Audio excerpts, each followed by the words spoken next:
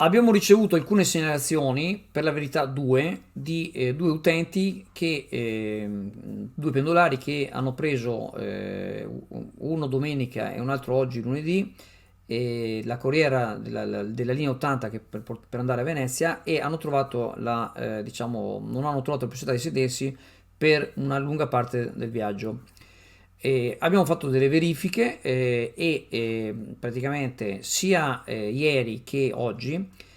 sono state predisposte più corrieri di riserva, più autisti di riserva, in particolare domenica, perché appunto la dirigenza di Arriva Veneta prevedeva appunto il picco di utenti per il carnevale,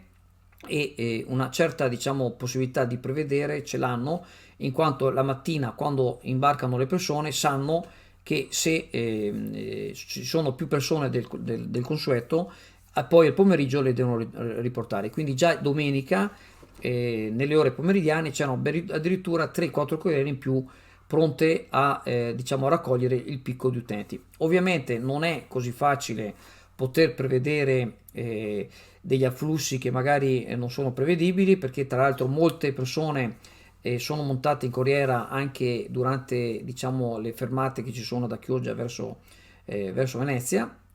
Però tutto sommato, considerando, diciamo, la particolarità diciamo, delle festività del carnevale, tutto sommato ci sembra che il servizio sia comunque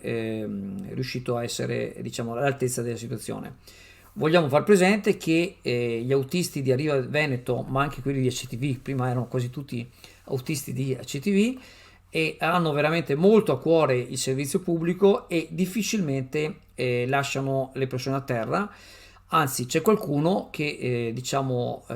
proprio non lascia a terra nessuno, e qualche volta se ne assume anche i rischi.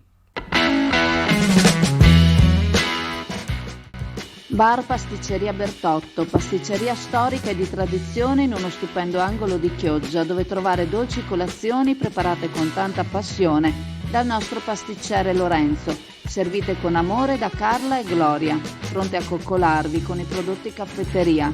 Per Natale venite a provare i nostri panettoni e pandori artigianali, i tronchetti di Natale, e lasciatevi consigliare per ogni altra occasione ed evento.